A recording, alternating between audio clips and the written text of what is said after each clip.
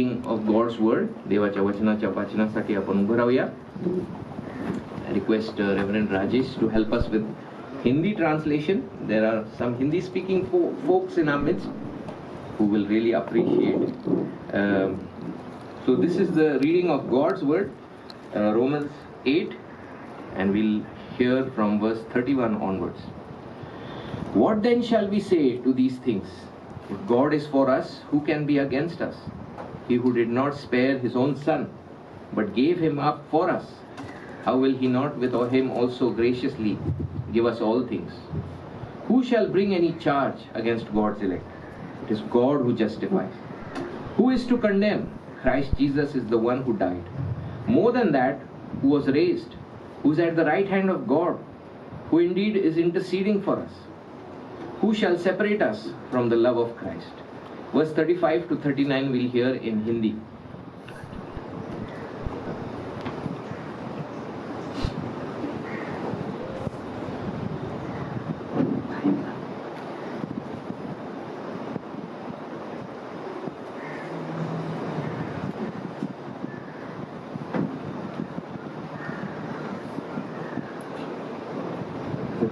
To 39.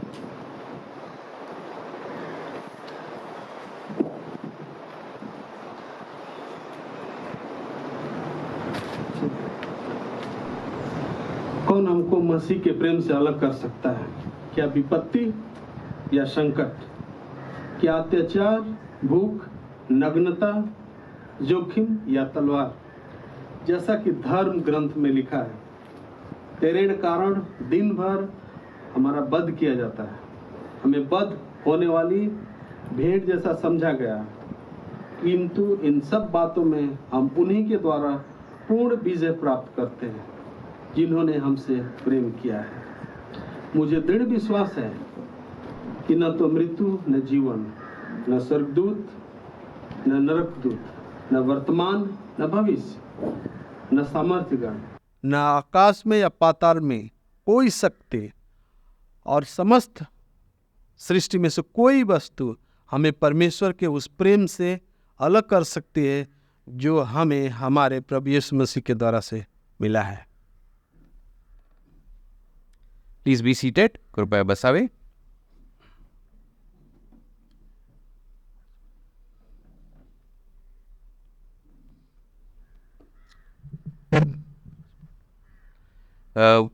We are just finished with a wonderful seminar. हम लोग जल्दी ही बहुत अद्भुत एक सेमिनार को हम लोग कंप्लीट किए हैं, पूरा किए हैं। And we focused on Romans 8, 28 to 30 in that one. Romans उसका 8वां अध्याय 28 से 30 तक हम लोगों ने उस केंद्र बिंदु मान के हमने उस पर काम किया था। And so this Sunday it's right for us to look at the implications or to look at the results of that. और इसीलिए आज के इतवार के दिन उचित है हम लोगों के लिए कि उसका जो लागूकरण है उसके ऊपर में, उसका प्रयोग उसके ऊपर में हम लोग देखें। So what is Romans 8, 28 to 30? तो रोमियो 28 से 30 तक क्या है, क्या उसमें बताया गया? It's the great promise that God causes all things to work together for the good of His children. वो तो प्रतिज्ञा है कि परमेश्वर सारी वस्तुओं को उसके बच्चों के लिए, उसके संतानों के लिए अच्छाई, भलाई उत्पन्न करता है।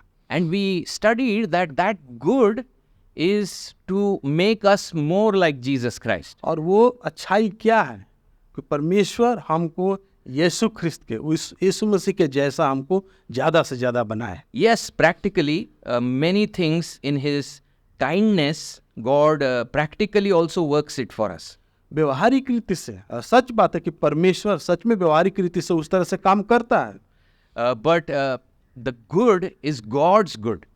जो अच्छाई है वो तो परमेश्वर की अच्छाई है। And then Paul, he tells us the basis why all things work together for good. और इसीलिए पौल जो है उस आधार को, उसका आधार क्या है जो अच्छाई, सब बातें अच्छाई में बदल जाती है, उसके आधार को पौल बताता है। And the basis is that from foundations of the world, believers are chosen. उसका आधार यही है कि पृथ्वी का भी उत्पत्ति नहीं होती, उसके पहले से विश्वासी लोग परमेश्वर में चुने गए, उसने चुना है अपने लोगों। And he already set their destiny to become like Jesus. और उसका अंत, उसका नियत समय परमेश्वर ने नियुक्त किया यीशु ख्रिस्त के जैसा होने के लिए। And in time, he calls us by his gospel. और सुसमाचार के द्वारा से समय में वो काम करता है। And he gives us repentance and faith. और उस समय के अनुसार उसी समय में जो नियुक्त किया वो हमको पश्चाताप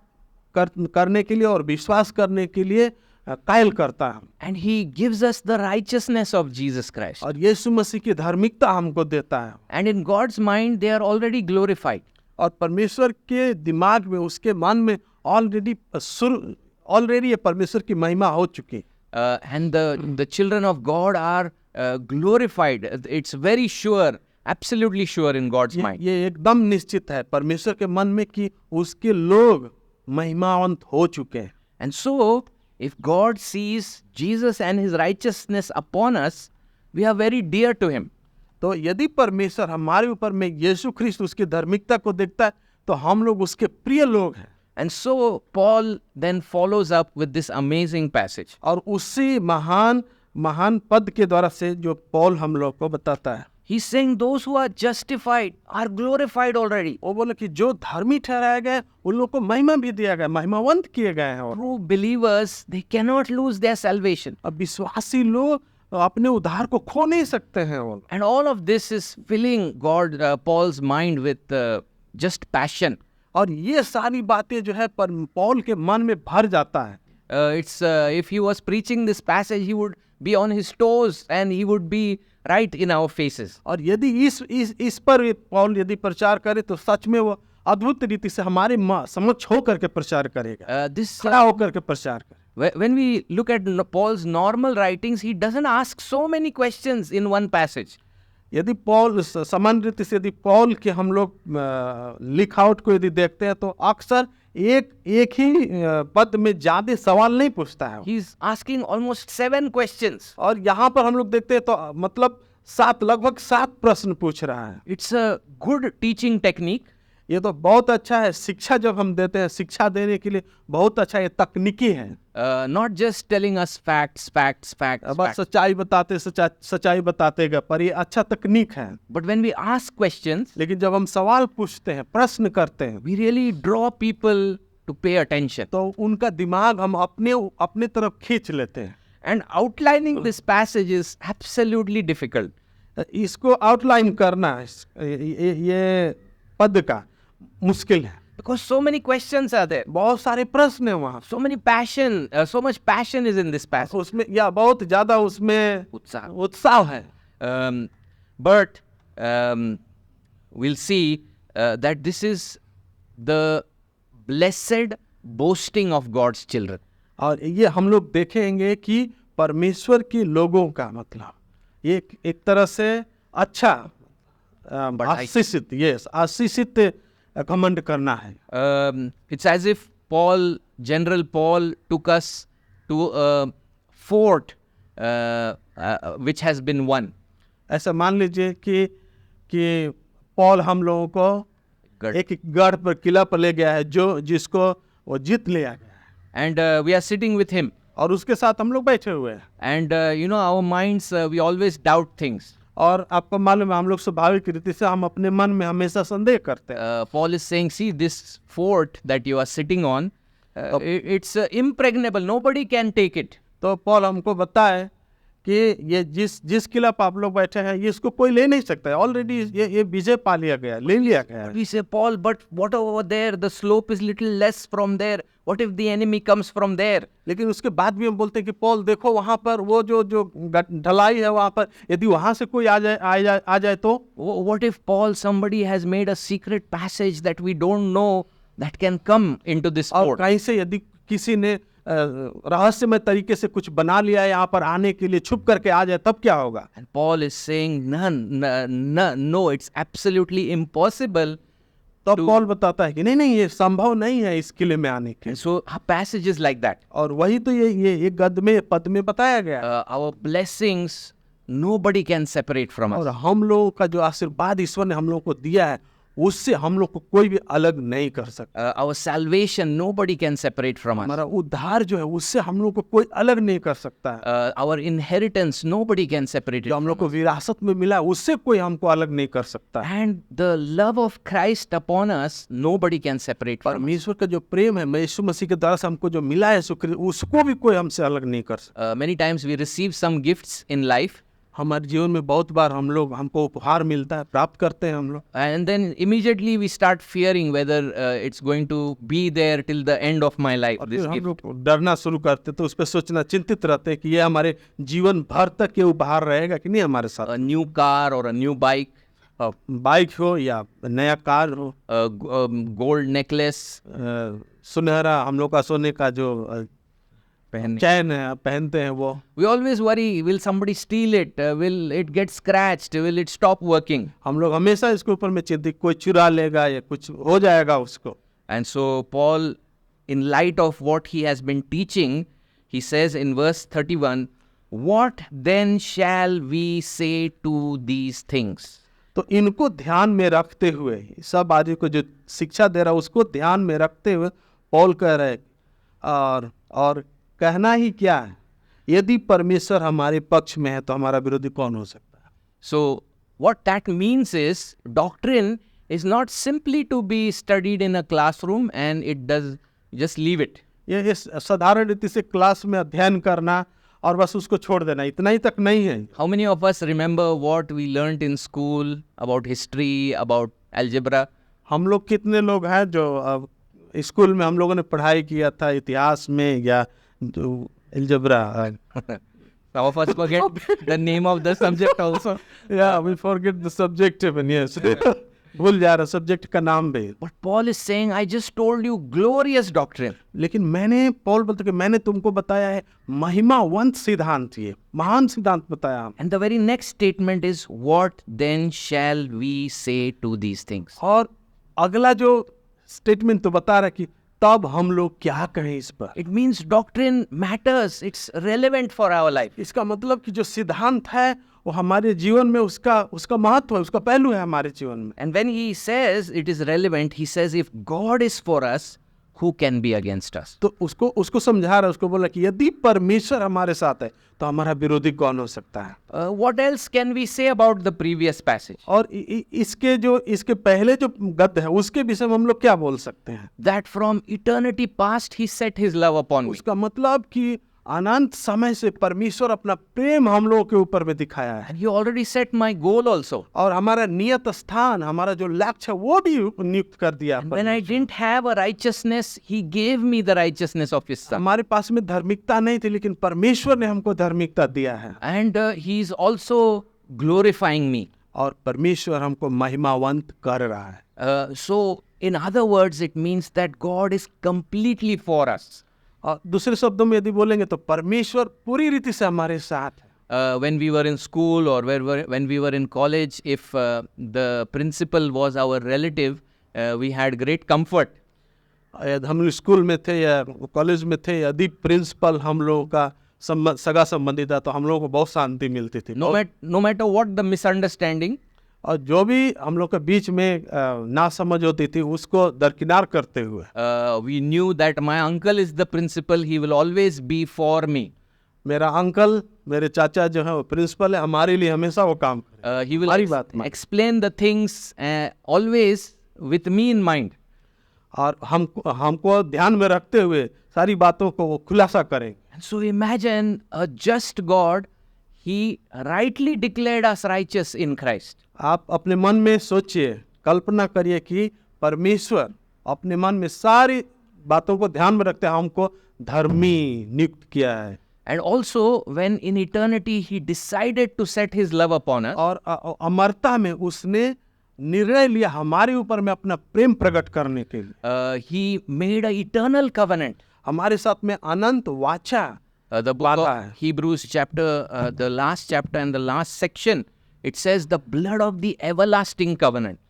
हिब्रू के अंतिम अध्याय और अंतिम वचनों में कहता है कि वो जो है वाचा का लहू का वाचा है, अनंत अनंत वाचा है। And then God himself has promised that I will never leave you nor forsake और you. परमेश्वर खुद वो प्रतिज्ञा किया कि न तो मैं तुमको छोड़ूंगा और न त्यागूंगा मैं तुमको। So the Son is for us. और इसीलिए पुत्र हमारे, यीशु मसीह पुत्र हमारे लिए, The blood of the everlasting covenant is for us. और अनंत परमेश्वर जो लहू का जो वाचा, अनंत वाचा हमारे लिए है। And a God who cannot lie is for us. परमेश्वर हमारा है जो कभी झूठ नहीं बोल सकता हमारे लिए। And his faithfulness is for ever and ever. That God is for us. उसकी विश्वास योग्यता हमेशा हमेशा के लिए वो हमारे साथ है। And so Paul is saying, if God is for us, who can be against us? इसीलिए पौल कह रहा है कि यदि परमेश्वर हमारे साथ है तो हमारा विरोधी कौन हो सकता है। Now this doesn't mean that people will never in our Christian life be against us.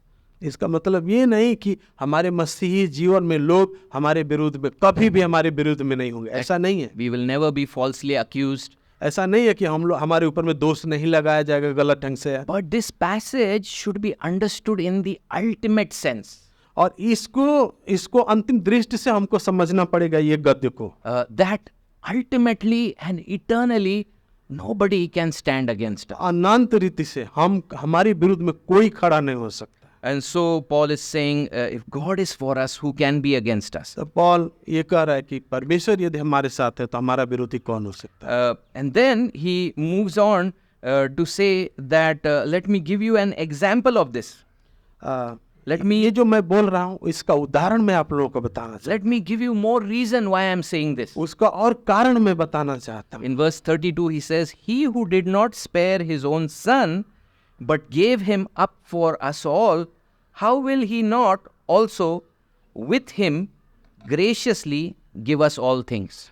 उसने अपने निजी पुत्र को भी नहीं बचाया, उसने हम सब के लिए उसे समर्पित कर दिया, तो इतना होने के बाद क्या वह हमें अपने पुत्र के साथ सब कुछ नहीं देगा? Many times we have a very small understanding between the relationship of the father and the son.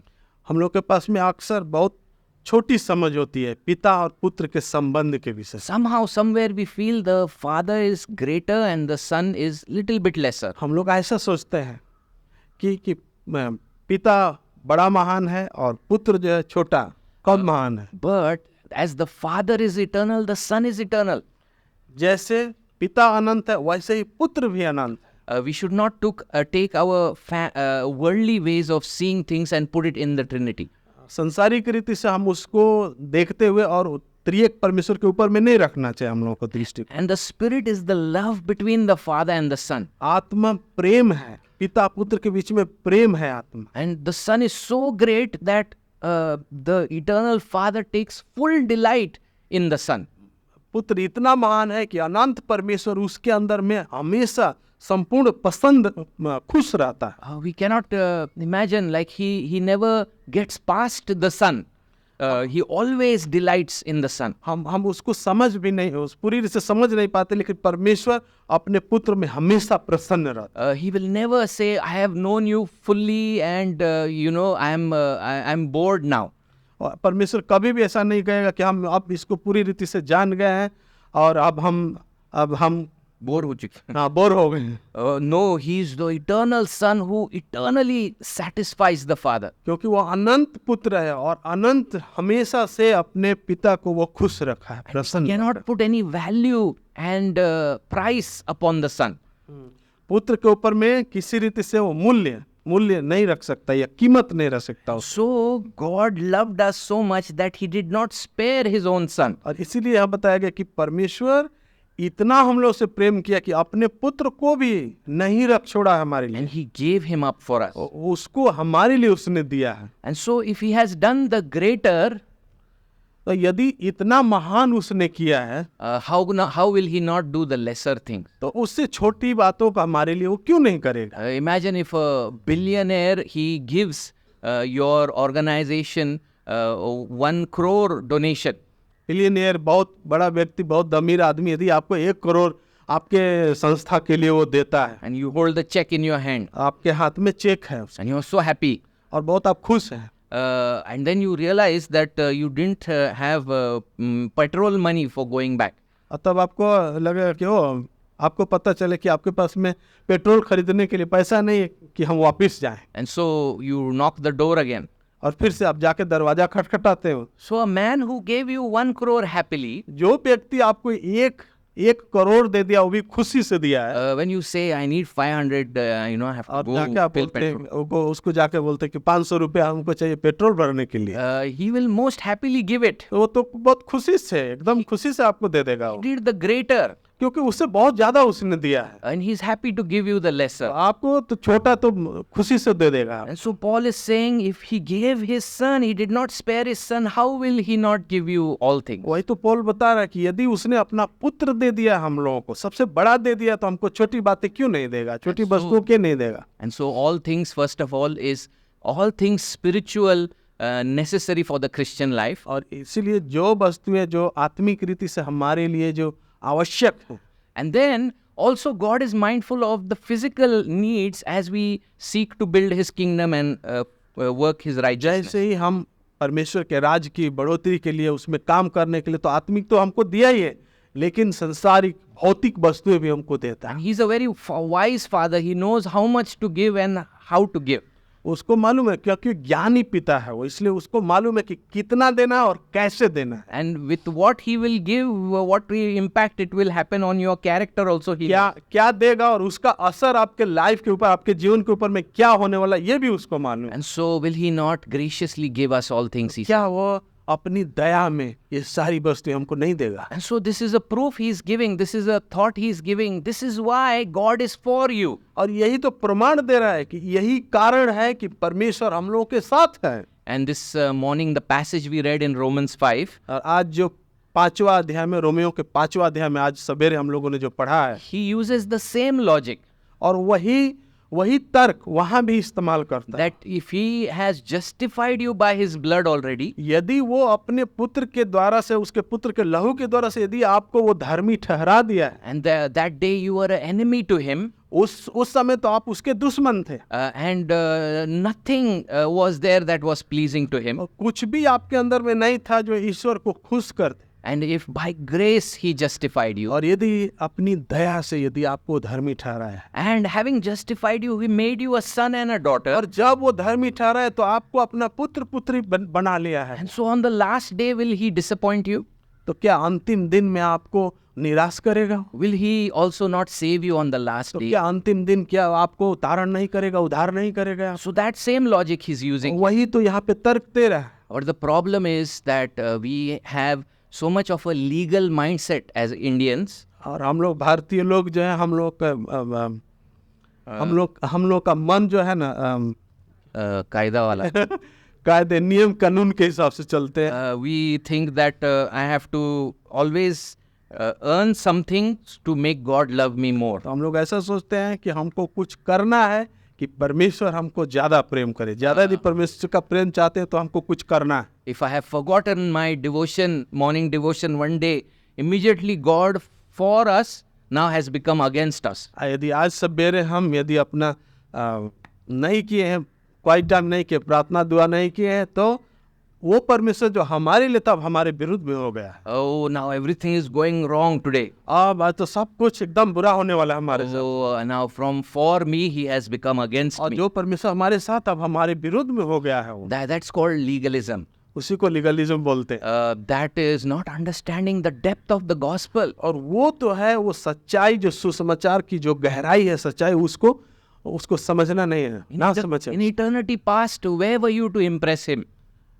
In eternity past, when he chose you, were you there to impress him? जब परमेश्वर ने अनंत अपने ज्ञान में, अनंत अमरता में जब वो आपको पसंद किया था, तो क्या आप वहां पे थे When he set उसको your खुश करने के लिए? when he set your destiny to become like Jesus? जब आपका नियत समय उसने नियुक्त किया था यीशु ख्रिस्त के होने के लिए, यीशु ख्रिस्त के जैसा होने के लिए, तो क्या आप वहां पे थे वहां पे खुश करने के लिए? We were not even there to impress him. वहां तो हम थे भी नहीं उसको खुश करने के And लिए। then in the Christian life, is he seeing you outside of the perfect work of his son? क्या मसीही जीवन में प्रभु यीशु मसीह का जो कार्य है उसके बाहर आपको देखता है वो? That when you're spiritual only, he sees you in his son. जब आत्मिक रीति से जब यीशु मसीह, तभी आपको वो देखता है। or all days he sees you in his son. या प्रत्येक दिन आपको यीशु ख्रिस्त में वो देखता है। But what happens is our struggles with sin make us doubt, is he for me, is he against me? ऐसा क्यों होता है? क्योंकि हम लोग के अंदर में पाप के कारण हम लोग संदेह में करते हैं कि क्या हमारे साथ है या हमारे विरुद्ध में है। Trials, unexpected trials in our life make us wonder, is he for me, is he against me? परीक्षाएं जो हमारे ऊपर में आती हैं उसके वजह से हम अपने मन में संदेह करना शुरू करते हैं कि क्या हमारे साथ है या हमारे विरुद्ध में है। That's why it's amazing that again and again the gospel comes out in the letters and in the New Testament especially. इसीलिए तो बार बार सुसमाचार जो है पत्रों में और या नए नियम में बताया गया है। God knows that we always forget and he has made sure that we always will be reminded. परमेश्वर उसको मालूम है कि हम लोग भूल जाते हैं, इसीलिए अपना वचन दे कि हम लोग हमेशा याद दिलाए जाए। And so true maturity is going into this deeper trust that actually even as a mature person there is nothing in me that makes him love me. तो सबसे जो असली जो परिपक्वता है, सच परिपक्वता है, इस सच्चाई की तरफ जाना, इसको समझना कि कुछ भी हमारे अंदर में नहीं है जो उसको इस बात के लिए प्रेरित करेगा कि आपको प्रेम करे। But his sovereign grace is upon me, that's why he loves me. क्योंकि उसका कृपा हमारे ऊपर में, इसलिए हमको प्रेम कर। And he sees me in his son, that's why he loves me. और हमको अपने पुत्र में देखता, इसलिए हमको प्रेम करता। And that should make us really grateful and humble people. और ये हमको नम्र करना चाहिए और ईश्वर के आभारी बनाना चाहिए। So Paul has begun and he's saying, what shall we say to these things? इसलिए पॉल स्टार्ट करता बोलता है कि ये सब बातों पे हम क्या बोले, क्या कहें हम लोग। If he gave us his son, will he not give us other things? यदि अपना पुत्र दे दिया तो क्या और बातें हमको नहीं देगा, और वस्तुएं हमें नहीं देगा। And he knows that we have many questions all the time. और पॉल को मालूम है कि हमारे पास हमेशा कुछ न कुछ प्रश्न रहेगा। Paul, it's good to know that he's for me.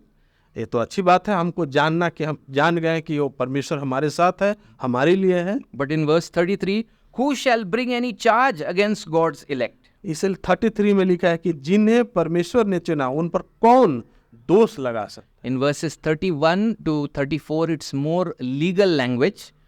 31 से लेकर के 34 तक ये कानूनी संबंधित, And verses 35 to 39, it's more personal language. 34 से लेकर के 34-35 व्यक्तिगत से 35 to 39. 35 से 39 तक That's probably the best outline for this passage. Outline इस गद्य का सबसे अच्छा आउटलाइन वही दिया गया है। 35 से So the next question, already Paul knows that we will say, Paul, but when I look at myself, I know that there are many accusations that can be made. हम लोग ऐसा मान लीजिए कि पॉल से कहते हैं, यस पॉल हम लोग को मालूम है, लेकिन जब हम लोग अपने जीवन को देखते हैं तो बहुत सारे सवाल खड़े होते। I know that Satan can accuse me. हमको मालूम है कि शैतान हमको दोषी ठहरा सकता I है। know that the world, they know that I was not a perfect person. और हमको मालूम है कि हम जो है परफेक्ट नहीं हैं। In my past, before coming to Christ, my friends can definitely accuse me. मेरे यीशु मसीह में आने के पहले जो मेरे दोस्त है वो हमको दोषी ठहरा सकते हैं। And my conscience can definitely accuse me. मेरा विवेक जो है मुझको दोषी ठहरा सकता है। Not only the word charge is used here in verse 34, also condemn is used here. हाँ, चार हमारे ऊपर में दोष शब्द इस्तेमाल किया कि दोष हमारे ऊपर में। And even the word condemn, sunwai, both the words are used here. दोनों शब्द इस्तेमाल किया गया। And so when we are true to ourselves, we know that this rosy picture is nice, but accusations and condemnation is that's what I fear. डर इसी बात का हम लोग के अंदर में कि जो दोष हमारे ऊपर में, इस पर हम लोग ज्यादा चिंतित रहते हैं। Many politicians, they are very scared that just before elections will people dig their history and bring out some file from their past. देखते हैं आप लोग का जो राजनीतिक लोग हैं उनके वो लोग बहुत चिंतित रहते हैं कि बहुत लोग हमारे जो कुछ हमने बोला है पहले इलेक्शन के पहले जो कुछ बोला है लोग उसको खोदेंगे और फिर ले आकर के बारे हमारे ऊपर में दोष लगाएंगे वो बोल करके। And so we also might have that fear. उसी तरह से हम लोग के भी अंदर में होगा कि हमारे पहले हमारा इतिहास जो वो कैसा है उसको लेकर के लोग हमारे ऊपर में दोष लगाएंगे। But Paul says that no, it is God who justifies. लेकिन पॉल इसमें बोले कि नहीं ऐसा नहीं है, परमेश्वर हमको धर्मी ठहराए। It is that ultimate judge of heaven and earth. He justifies us. जो सबसे ऊंचा न्यायी है, स्वर्ग और पृथ्वी का न्यायी, वो हमको धर्मी ठहराए। And when we look at this outside of Jesus Christ, it's very shocking यीशु ख्रिस्त के बाहर यदि देखते तो बहुत सदमा पहुंचाने वाला है, that शॉकिंग है। the holy, righteous one can call the filthy people as clean. पवित्र परमेश्वर जो गंदे लोग हैं उनको साफ और स्वच्छ बोल सकता है। How is that possible? ये कैसे संभव है? And those who are lawbreakers, how can he call them as righteous and just people? जो नियम कानून को तोड़ने वाले हैं, जो ईश्वर के नियम को तोड़ने वाले, उनको कैसे धर्मी बोल सकता है परमेश्वर? So this doctrine of justification really gripped the heart of Paul. और यही जो है, जो धर्मीकरण का जो सिद्धांत है, पौलुस के मन को प्रभावित कर दिया। He loved the fact that Jesus becomes our substitute and washes us clean. और ये सच्चाई को वो बहुत प्रेम किया था कि यीशु ख्रिस्त हमारे जगह पर मरा, हमारी जगह पर लिया और हमको शुद्ध कर दिया है। But that brings us to the starting point again. और वही तो हमको, लेकिन वही बात हमको शुरुआत में शुरू का जो बिंदु है उस पर ले आता है। We need perfect righteousness to stand before God. और हम लोगों को एकदम सही धार्मिकता चाहिए ईश्वर के समक्ष खड़ा होने। And so we have a God who has solved that problem. और वैसा परमेश्वर हमारे पास में है जो उस समस्या को हल किया, समाधान ले आया, Who justifies because of the obedience of his son. और वो इस आधार पर हमको धर्मी ठहराता है उसके पुत्र के आज्ञा मानने पर। He lived that life for 33.5 years. 33.5 साल वो जीवन, ऐसा जीवन वो रहा इस पृथ्वी। Loved the Lord his God with all his heart, mind, soul and strength. अपने आत्मा, अपने बुद्धि, ज्ञान, सब चीज से ईश्वर को पूरी रीति से उसने प्रेम किया। And he pleased the Father in every way. और परमेश्वर को हर तरह से उसने प्रसन्न किया। And he stands on our behalf. और हम लोगों के जगह पर वो खड़ा होता है। He enters that courtroom. और उस कोर्ट रूम में, न्यायालय में वो प्रवेश करता हमारे लिए। He presents his merit to the judge. और वो अपना धार्मिकता न्याय के सामने प्रकट करता है। And he who knew no sin becomes sin for us. और जिसने पाप नहीं जाना था वो हमारे लिए पाप बनता है, So that we might be the righteousness of God in him. हम परमेश्वर की धार्मिकता, उसमें परमेश्वर की धार्मिकता हो जाए। And so who will then bring a condemnation? Who will bring an accusation? इसीलिए तो बोल रहा है कि तब हमारे ऊपर में कौन दोष लगा सकता है? Not only God who justifies, केवल परमेश्वर नहीं जो हमको धर्मी ठहराता है। verse 34, but his son stands in our place. 34 में बताया कि लेकिन उसका पुत्र हमारे जगह पे खड़ा होता है। Christ Jesus is the one who died. यीशु ख्रिस्त है जो हमारे लिए मरा है। The Messiah himself died for us. मसीहा स्वयं हमारे लिए मरा है। And his death was a paying death, a penalty paying death. और उसकी मृत्यु एक तरह का भुगतान था। And more than that, he was raised, he says. उससे ज्यादा बढ़ करके वो इसमें बताया गया कि वो जीवित हो गया। And raised is God the Father raising him happily. परमेश्वर अपने पुत्र को पूरी रीति से खुशी के साथ में जिला दिया। Because every payment he paid on that cross. क्योंकि सारा भुगतान उसने कर दिया था। There was no decision pending. और किसी भी प्रकार का निर्णय ऐसा नहीं था जिसको भुगतान नहीं किया। In fact, before Jesus died also, some of the saints, they came out from the tombs. और आपको मालूम है प्रभु यीशु मसीह मरने से पहले बहुत जो संत लोग थे वो कब्र से बाहर आ गए। That was a trailer that everything is shaking, the cosmos is shaking. इस प्रकार का एक ट्रेलर था वो कि मतलब सब कुछ हिल रहा है, पूरा संसार, पूरा भूमंडल हिल रहा था। And on the third day God raises him. और तीसरे दिन परमेश्वर उसको जीवित करता है। And no force could withhold that resurrection. और किसी प्रकार से कोई भी शक्ति उस पुनरुत्थान को रोक नहीं सकता। No force in hell could say that there are things still pending. नरक में कोई भी ऐसी ताकत नहीं बोल सकता कि नहीं अभी भी इसका भुगतान, इसका पेमेंट नहीं हुआ। He was raised because of his vindication, that he is the just one. उसके न्यायपना के वजह से, न्याय के वजह से वो जीवित हो गया। He was raised because the payment is paid.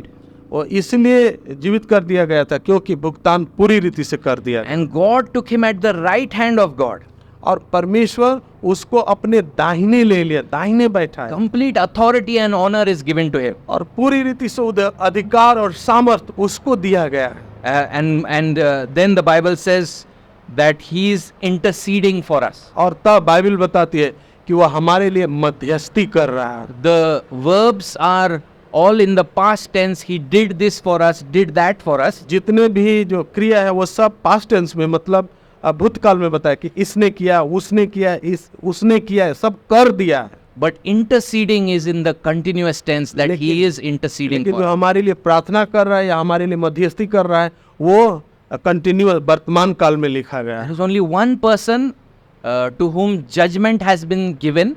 एक ही व्यक्ति है जिसके हाथ में न्याय दिया गया है, That is Jesus Christ our Lord. वो तो प्रभु यीशु मसीह, हम लोग का प्रभु परमेश्वर। But rather than preparing a file for us for the last day, he is interceding for us. हम लोगों के लिए क्या कर रहा है? वो मध्यस्थी कर रहा है। He is not preparing a charge sheet for us. हमारे जो दोष का जो लिस्ट है वो नहीं तैयार कर रहा है, बल्कि हमारे लिए प्रार्थना कर रहा है। And so Paul is saying, who can bring a charge? और इसलिए पौल बोला कि हमारे ऊपर में दोष कौन ले आ सकता? Your school days, हमारे जो स्कूल डेज थे, your college days, हमारे कॉलेज डेज, your friends, हमारे मित्र, Satan himself, शैतान स्वयं, all the hosts of hell, और जितने नरक के जितने भी नरक में है वो सब, all the people who hate us in this world, और इस संसार में जितने लोग हमसे घृणा करते हैं, क्या वो they might want to raise one big voice, हमारे विरुद्ध में हो सकता है कि वो आवाज खड़ा करना चाहते, but in one moment that लेकिन- voice will be shut. लेकिन एक ही मोमेंट में, एक ही पल में वो सब आवाज बंद हो जाएगी। The highest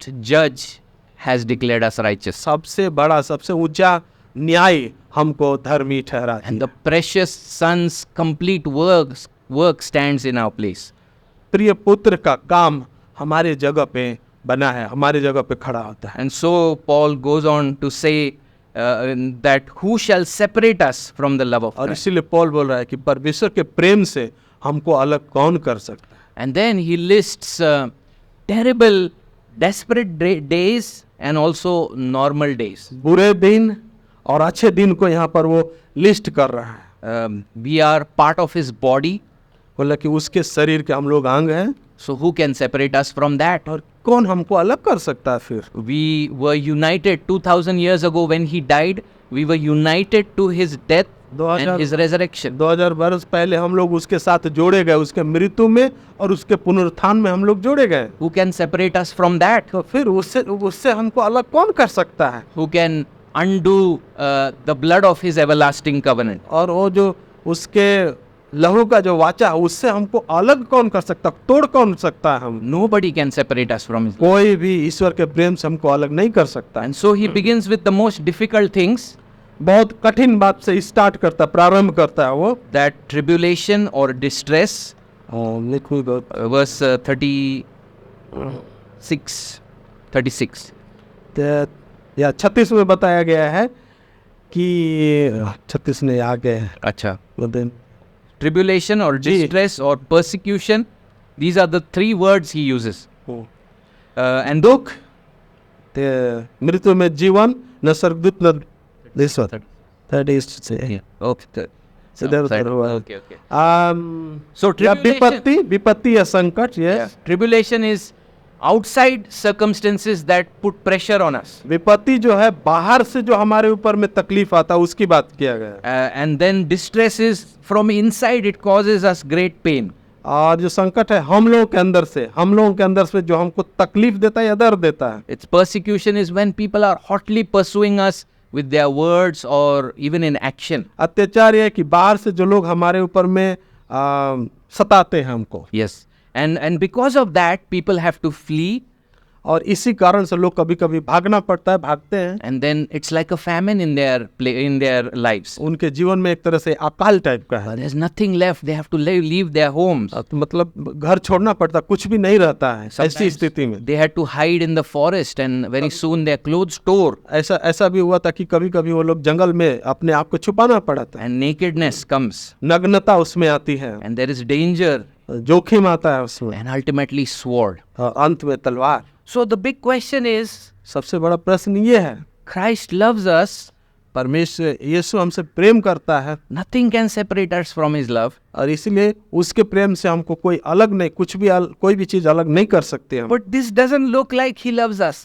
तो ऐसा दिखाई नहीं देता कि हमको प्रेम करता है। Why doesn't He just stop tribulation? Why doesn't He stop distress, persecution, famine, nakedness? क्यों नहीं विपत्ति, संकट, अत्याचार, भूख, नग्नता, जोखिम या तलवार ये सब क्यों नहीं बंद कर देता है वो? The answer is that in these days He is still at work in our lives doing something marvelous. उसका उत्तर यही है कि इन दिनों में परमेश्वर वो हमारे साथ में अभी भी बिजी, अभी भी व्यस्त है, कार्य कर रहा है अच्छाई के लिए। Emmanuel, He is especially working in those dark days. परमेश्वर हमारे साथ है, वो विशेष रूप से इन बुरे दिनों में हमारे साथ काम कर रहा है। Because He gave us the blueprint. He gave us the big plan. वो बड़ा योजना दिया है हम लोग, Predestined to be conformed to the image of Jesus. पहले से चुना है कि यीशु के स्वभाव में, यीशु के जैसा होने की। And so in these days we feel that He doesn't love us. ऐसा लगता हम लोग कि हम लोग को प्रेम नहीं करता, But the truth is He's sanctifying us. सच्चाई ये है कि हम लोग को पवित्र कर रहा है। And First Peter says the Spirit of glory rests upon us. तो पहला पत्र में बता कि आत्मा, महिमा का आत्मा हमारे ऊपर में रहता है, And that He will never leave us nor forsake us. और ना हमको छोड़ेगा और न त्यागेगा। And we become a source of comfort because of these trials to other people. और इसीलिए दूसरे लोगों के लिए हम लोग शांति का स्रोत हो जाते हैं। We become part of a long list from the Old Testament who went through trials for the sake of पुराने God. नियम में जितने लोग ईश्वर के लिए दुख और तकलीफ में, उस लिस्ट में हम लोग का भी नाम जुड़ जाता है। Watch how he ends again in verse 38 and 39. आप देखिए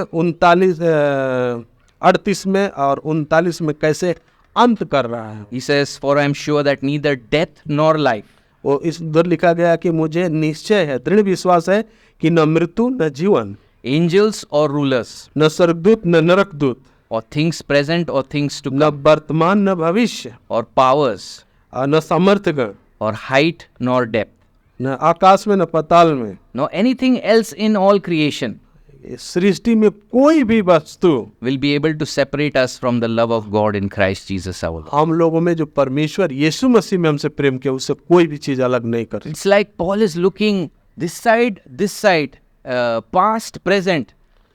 ऐसा है जैसे कि पॉल इधर देख रहा है कि मतलब भूतकाल और भविष्य दोनों। Nothing in the timeline can separate us. उस समय में कोई भी चीज हमको परमेश्वर के प्रेम से अलग And he's नहीं। looking up and down, height or depth. उसके बाद ऊपर और नीचे, ऊंचाई और गहराई दोनों देख रहा है। Some new comet also cannot कोई नई change. चीज जो है हमको ईश्वर के प्रेम से अलग नहीं कर सकती। Then he's looking at the depths of hell, the forces in hell. और गहराई जो है नरक के पाताल की गहराई को देख रहा है, वो भी हमको अलग नहीं कर सकता। Nor any angel, he says. और ने बोला कि कोई स्वर्गदूत भी नहीं। And then, lest we try to bring something, he says, no created thing will separate. करके कोई भी जो सृष्टि है हमको ईश्वर के प्रेम से अलग नहीं कर। That means even you cannot separate yourself इसका from the मतलब love of सृष्टि में हम लोग भी अपने आप को ईश्वर के प्रेम से अलग नहीं कर सकते। God. We ourselves, with all our failures, हम लोग अपने जो असफलता है, सारी असफलताओं के साथ, cannot separate ourselves from the love of उससे God. भी हम अपने आप को परमेश्वर के प्रेम से अलग नहीं कर सकते। Because it was not your action to begin with. क्योंकि जो शुरुआत हुआ था वो आपके वजह से नहीं, आपके कार्यों से नहीं हुआ था। The eternal God who chose you in eternity. वो तो अनंत परमेश्वर अनंतता में आपको पसंद He की, set your destiny. और आपका लक्ष्य, He आपका नियत समय उसने नियुक्त किया, He gave His precious Son. और अपना मूल्यवान पुत्र दिया And his precious son is at work on your behalf और even now. वो मूल्यवान उसका पुत्र मूल्यवान पुत्र आज भी आपके साथ में काम कर रहा है, बिजी है, व्यस्त है आपके साथ। He's sovereign and he's in control of everything. वो सर्वोच्च है और सब वस्तुओं के ऊपर में अधिकार रखता And he calls us more than conquerors in this है। passage. और इसमें इस गद्य में वो बताया गया कि हम लोग विजयवंत से भी बढ़ करके हम लोग हैं, It's hyper conquerors, he uses the word. बल्कि हम लोग विजयवंत उससे भी बढ़ करके हैं, जो विजय हो तो उससे भी बढ़ करके हैं। Greater than Alexander's armies. Alexander का जो सेना था उससे भी बढ़कर हम Greater than his cavalry. Before the battle begins, we are conquerors. जो लड़ाई अभी शुरू होता उसके पहले ही हम विजयवंत हैं। That's what he calls us. वही तो बताता है पौल हम लोग। And so, even death has been transformed by Jesus Christ. मृत्यु भी यीशु के ख्रिस्त के द्वारा से बदल दी गई That death becomes something that brings us to Jesus Christ. और मृत्यु जो है कुछ ऐसा हो जाती बदल जाती है जो हमको यीशु ख्रिस्त के पास ले। Even spiritual warfare and all the discouragement of Satan and the demons, God uses it to mature us more. सब कुछ मृत्यु हो या शैतान की सेना या जो कुछ भी है सब हमको यीशु ख्रिस्त परमेश्वर उसको इस्तेमाल करता हमको यीशु ख्रिस्त के जैसे बनाने के लिए। Even life itself and anything in this life. कुछ भी ये जीवन में हमको यीशु ख्रिस्त के जैसा बनाने के लिए परमेश्वर इस्तेमाल करता। So all of this, does it make us want to sin more?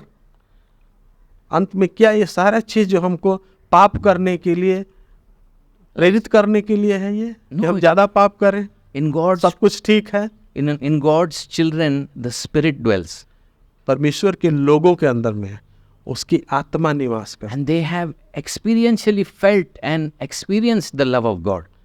वो ईश्वर के प्रेम को वो लोग अनुभव किया, उसको महसूस किया। Yes, our temptation is to wander, but the true child of God, he cannot just neglect this love of God. ये सच्चाई ये है कि हमारी परीक्षाएं कभी कभी हमको हमारे सामने ले आएंगे, लेकिन परमेश्वर के प्रेम को हम लोग उसको दरकिनार नहीं कर। The Spirit pours His love in our heart. आत्मा ईश्वर का प्रेम हमारे अंदर में हमारे हृदय में ले आता है He wins our heart. और हमारे हृदय को बदल देता है, उसको पा लेता है, विजय उसमें पा लेता Even if it's becoming cold and hard, है। ठंडा रहे या गर्म रहे फिर भी वो हमको ले लेता है अपने प्रभाव में, draws and attracts us by this eternal love. अपने अनंत प्रेम के द्वारा से हमको अपने पास खींचता है। And this morning, if you are not a believer, यदि आज के सवेरे आज यदि आप विश्वासी नहीं है, can you see that beyond this physical life, God wants to give you so much more. ये भौतिक जीवन के बाद उसके आगे परमेश्वर आपको बहुत कुछ देना चाहता है। He wants to make you more than a conqueror in Jesus Christ. यीशु मसीह में आपको विजयवंत से भी बढ़कर बनाना चाहता Come with your sins to Him है और अपने पापों के साथ उसके पास में आए and say that I want this mediator and I want this savior and I want this interceder. और उससे बोलिए कि मैं ऐसा चाहता हूँ जो हमारे लिए प्रार्थना करना, मध्यस्थी करने वाला, हमसे प्रेम करने वाला, मैं चाहता हूँ उसको। Because I cannot stand in front of His court. क्योंकि न्यायालय में, ईश्वर के न्यायालय में मैं खड़ा नहीं हो सकता I need a savior. और इसीलिए मुझको उद्धारकर्ता की जरूरत है। This morning, if you are discouraged, know that God is accomplishing His great plans and purposes in your life. यदि आज आप निराश हैं तो याद रखिए कि परमेश्वर अपनी महान योजना आपके अंदर में वो पा रहा है, पूरा कर रहा है। And nobody can take Him from for you to against you. कोई भी उसको बदल नहीं सकता, जो परमेश्वर आपके लिए है कि वो आपके विरोध में हो जाए। These blessings are untouchable. और ये जो आशीर्वाद है वो कोई छू नहीं सकता These blessings are unbeatable. और उसको कोई तोड़ नहीं या उसको कोई खत्म नहीं कर सकता। People might take your possessions, your life itself.